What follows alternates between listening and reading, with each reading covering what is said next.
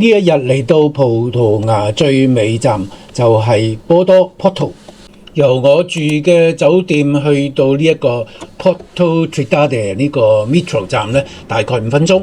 咁由呢度行過去聖本篤火車站呢，大概就係15分鐘左右。由於工程嘅關係呢，要兜一個大圈先至可以入到火車站。火車站都係景點，冇錯，因為佢係全世界最美嘅火車站。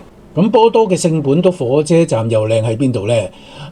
呢個呢就要入到去就會明白㗎啦，因為佢裏邊係貼滿咗好靚嘅藍白瓷磚畫，而瓷磚嘅數目呢，大概有2萬幾塊。瓷磚畫裏邊可以見到宮廷、戰爭、教會、老百姓嘅農村生活等等，呈現咗葡萄牙當年嘅黃金年代。由於呢度係波多一個重要嘅火車站，除此之外，亦都係好多遊客必到嘅一個景區，咁所以咧呢度經常都係人頭湧湧。而據講電影《哈利波特》裏邊嘅9又4分之3月台呢，就係以聖本篤車站嘅呢度作為創作藍本。聖本篤火車站嘅附近呢，亦都有3間外邊貼有瓷磚畫嘅教堂，最近嘅就係車站隔離嘅呢間聖安東尼奧會眾教堂，佢嘅歷史可以追溯到17世紀末。呢度除咗可以喺外邊欣賞佢嘅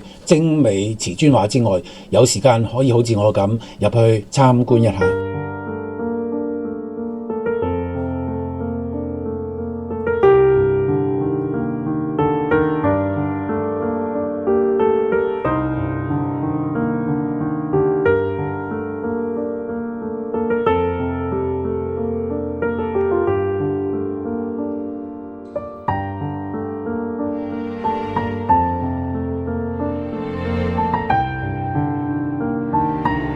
第二間我去參觀嘅叫做亞馬斯教堂，咁呢間教堂呢，個外牆兩邊都貼滿晒瓷磚畫，遠睇就好似一間瓷造嘅教堂咁樣。而呢間教堂實在太靚，所以佢嘅外圍呢，經常都係有唔少嘅遊客喺度打卡。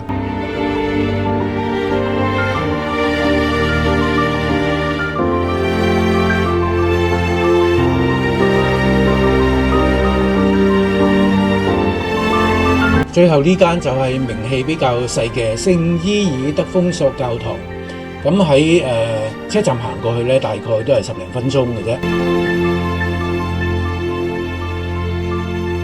一下子參觀咗3間教堂，諗住就俾眼球休息下，於是就入咗呢間波多中央市場。點知佢裏邊有好多嘢睇，尤其是呢一啲嘅罐頭。葡萄牙嘅特產呢，就以呢個沙甸魚罐頭係最為出名。不過呢度啲罐頭呢，裏邊就唔係裝沙甸魚，係裝咗啲朱古力，五花八門嘅包裝同埋圖案，非常之吸睛。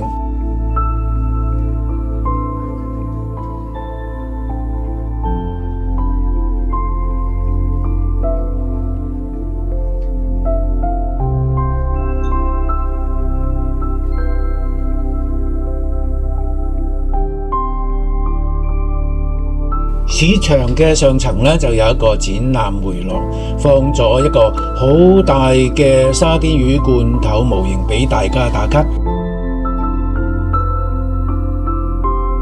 3罐就係我忍唔到手買返嚟嘅朱古力。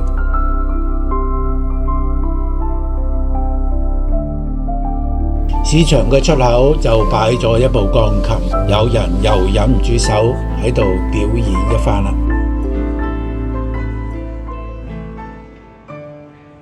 逛完市場，行下行下，咁啱先就經過一間我已經列入咗我嘅觀光名單裏邊嘅麥當勞餐廳。唔係話麥記都係景點，真㗎！呢間麥記呢係有一個朵，就係全世界最靚嘅麥當勞。佢嘅前身呢就係波多最有名嘅帝國咖啡館，但係後尾俾麥當勞買咗之後呢，啲人呢就叫佢做帝國麥當勞。就唔想佢同其他普通嘅麥當勞混為一談。首先喺佢嘅入口上方呢，就已經見到一隻好有氣勢嘅青銅紅鷹，係由呢個葡萄牙著名嘅雕塑家所打造嘅。入到裏邊就有一盞殘到你擘唔大眼嘅水晶燈，仲有充滿咗時代感嘅彩繪玻璃，以及坐得你舒舒服服嘅真皮梳化。最重要嘅就係佢嘅 menu 嘅價錢同其他麥當勞係一樣嘅，可以一邊食一邊影相。如果你唔中意食漢堡包，我可以建議你去Porto 另外一間世界10大最美咖啡館之一嘅 Cafe Majestic。聽講咧，哈利波特嘅初稿咧就係喺呢間咖啡店裏邊完成嘅。我原本都諗住喺呢度朝聖之餘飲翻杯咖啡食件棘，但係我覺得佢哋嘅侍應咧唔係太過友善，所以咧就作罷啦。咁如果你又唔想食漢堡包，又唔想飲咖啡食麵包嘅話咧，就可以嚟呢間喺聖本篤火車站隔離嘅 Time Out Market，裏面梗有一間餐廳啱你嘅。